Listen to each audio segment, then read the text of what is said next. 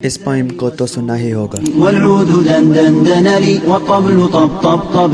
لیکن کیا آپ کو اس کے پیچھے کی کہانی پتہ ہے؟ کہا جاتا ہے کہ 8ویں صدی کے عباسی خلیفہ ابو جعفر المنصور کسی بھی پوئم کو ایک بار سن کر یاد کر سکتے تھے۔ ان کے پاس ایک ایسا سرونٹ اور سلیو گرل بھی تھی جنہیں 2 اور 3 بار پوئم سن کر یاد ہو جاتی تھی۔ تو خلیفہ منصور نے ایک مقابلے کا اعلان کیا اور کہا کہ جو شاعر کوئی ایسی پوئم سنائے گا جو خلیفہ نے پہلے سنی نہ ہوگی اسے گولڈ انعام میں دیا جائے گا۔ گولڈ اس چیز کے وزن کے برابر ہوگا جس پر شاعر نے یہ پوئم لکھی ہوگی۔ ایک کے بعد ایک شاعر نئی نئی پوئمز لکھ کر خلیفہ کے دربار میں ظاہر ہوتے گئے اور پوئم سناتے گئے، لیکن ہر بار خلیفہ اسے ورڈ ٹو ورڈ دہرا کر یہ کہہ دیتا کہ اس نے یہ پوئم سن رکھی ہے۔ اس کا سرونٹ اور سلیو گرل بھی ایسا کرتے اور شاعر کنفیوز ہو کر واپس چلا جاتا۔ ایسا ہی چلتا رہا یہاں تک کہ الاسمائی نامی مشہور شاعر نے خلیفہ کی چال سمجھ لی اور ایک ایسی پوئم لکھنے کا فیصلہ کیا جسے یاد کرنا انتہائی مشکل ہو۔ دنا لي والطبل طبطب طبطب لي طب طب طب طب طب۔ جب خلیفہ نے یہ پوئم سنی تو وہ اس کی کمپلیکسٹیز اور ریپیٹیشنز کو دیکھ کر حیران ہو گیا اور اس کو دہرا نہ سکا۔ جب انعام دینے کی بات آئی تو پتا چلا کہ اسمائی نے یہ پوئم ایک ماربل کے پلر پر لکھی ہے جس کو 10 آدمی اٹھاتے ہیں، یعنی پرائز منی بہت زیادہ ہونا تھا۔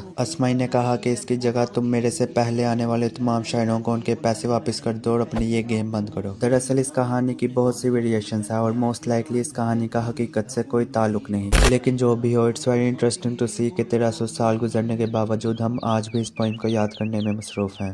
شکریہ۔